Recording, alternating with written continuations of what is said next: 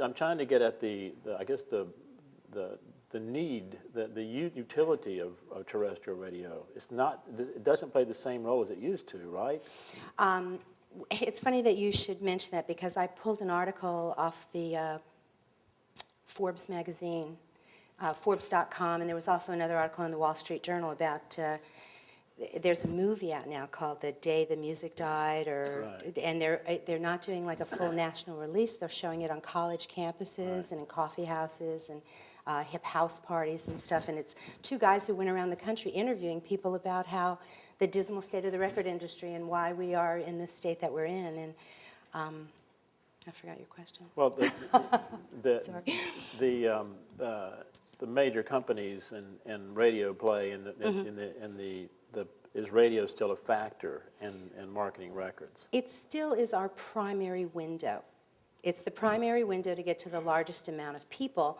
However, with deregulation and Clear Channel, buying all the stations and everything becoming so researched and homogenized and the playlists getting tighter and tighter and tighter, you have people that turn on the radio, but they can't tell you what they've heard or even what the jock's name is or what the dial position is. It's just background noise to them.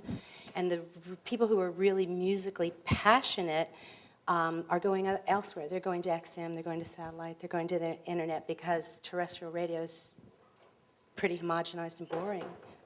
So you don't really advise your clients to make much use of terrestrial radio, even though it's still the prime mover of product in this country? Oh, I would advise them to you want to open every window to a potential consumer that you can.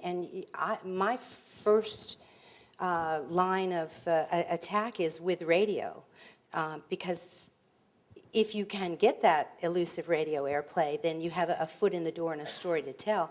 But it can't be your only.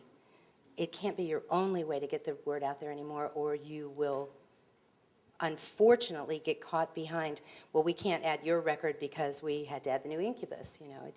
It's very hard for a new artist to get started on terrestrial radio. And you must have your list of smooth jazz stations, pop stations, rap stations, all the rest, right? Mm-hmm. Now, and sometimes stations aren't just one thing or another. They have various programs. Do you have a way of judging that station for whether or not, if they have an hour show every Friday night for the blues, do you send them all your blues records? Well, yes. And the reason for that is in markets where you have that 1 hour of blues show, you have usually a pretty loyal listening audience that are going to be your primary consumer. So yeah, even if it's only an hour show, I found that there are a lot of the non-commercial stations with those couple hour shows that can sell more.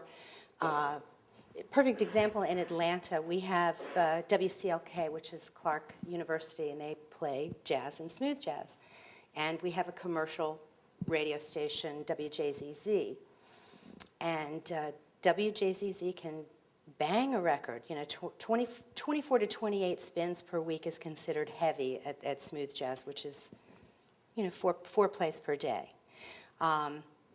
Clark College can play something significantly less amount of time, but their listenership is a more passionate consumer. The people who are listening to the smooth jazz commercial station seem to be much more passive about it, whereas the people who are listening to Clark are the people who are actually going to go out and buy a Boney James. Well, do you monitor the success of your programs through SoundScan? Do you check to see if if the show's on that night, what sold the next day?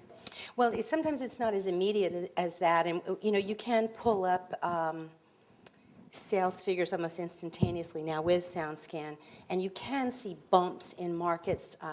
Specifically, if you have an artist go through the market, you can usually see a peak in the sales.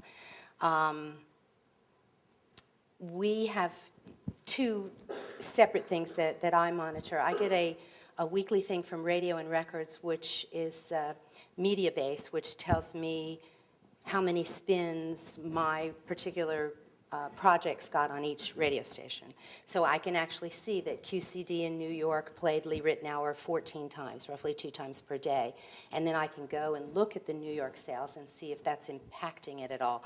If they added the record 3 weeks ago and we didn't have any sales, and then all of a sudden we had a little spike. Then you say, okay, QCD's selling records for us.